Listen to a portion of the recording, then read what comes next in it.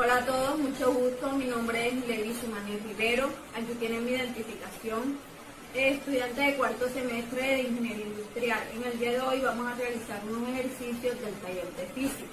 Vamos a hacer unas operaciones de vectores con la ayuda de esta plataforma. Damos clic donde dice ecuaciones. Y como podemos ver, nos arroja lo que es el plano cartesiano, donde contamos con dos vectores, que es el vector A y el vector B. Para poder indicarle sus valores, vamos al vector base. Y como ven, está la componente X y Y de A y la componente X y Y de B. Este vector C va a ser el vector resultante de la operación. Entonces vamos a indicar primeramente cuánto va a ser los componentes de los vectores A y B. Y para ello vamos a realizar una suma que va a ser de la siguiente manera. 1 más 0 más 0 más 3 igual a 4 más 5 más 8 más 7 que nos da 17 más 3 24 y más 8 que serían 35. Vamos a hallar el valor X haciendo la siguiente operación con el número 35. 35 entre 10 igual a 3.5. Como la plataforma no nos deja poner decimales, vamos a redondearlo con un valor cercano que va a ser de 4. Vamos a seguir con la Y. Sería 35 entre 20 igual a 1.75. Vamos a hacer el redondeo dejándolo en 2. Para el vector B vamos a poner su componente X, 35 entre 14 igual 2.5. En este caso vamos a dejarlo en 3. Y finalmente el último valor 35 entre 10 igual a 3.5. Es decir, lo vamos a dejar en 4. Listo. Entonces ya tenemos el vector A y el vector B. Cuando pulso el vector A, acá aparecen unos datos donde podemos ver la magnitud, la dirección según el ángulo y los componentes X y Y, al igual que para B y para C. Vamos a resolver estas las operaciones que vamos a indicar. Acá ya tenemos unos resultados ya previos que hemos calculado, aún así vamos a confirmar.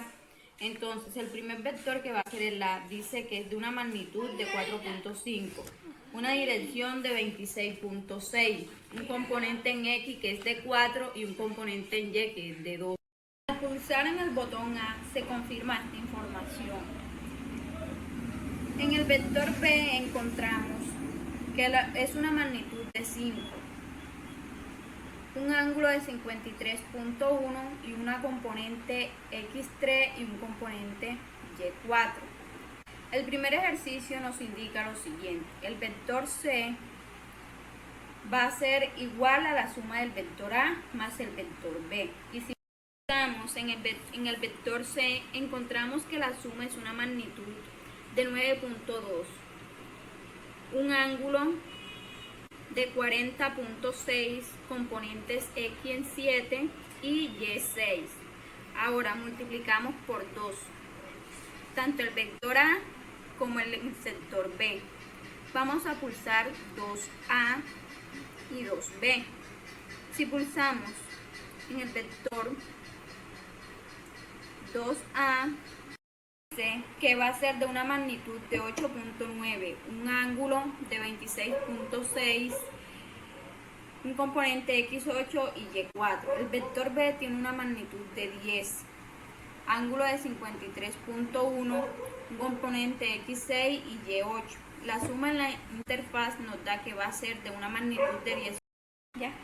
de 18.4, ángulo de 40.6, un componente x4 y un componente y2. Se puede confirmar. Ahora multiplicamos 3 veces a y 5 veces b. Entonces el vector multiplicado 3 veces nos da una magnitud de 13.4, un ángulo de 26.6, un componente x12 y y6. En el vector b tenemos la magnitud de 25, ángulo de 53.1, componente x15 y un componente y20. Y nos pide que hagamos la suma de estos dos vectores. Entonces, al cruzar en el vector resultante, nos da una componente de una magnitud de 37.5. El ángulo cambia a 43.9 y su componente x 27 y y 26. El siguiente nos indica ahora un vector en dirección negativa de menos 5 veces a y nos pide 3 veces b. Vamos a multiplicar 5 veces a negativo y dice 3 veces b. 5 veces a negativo y dice 3 veces b. Si pulso menos 5a, el vector a nos indica que tiene una magnitud ahora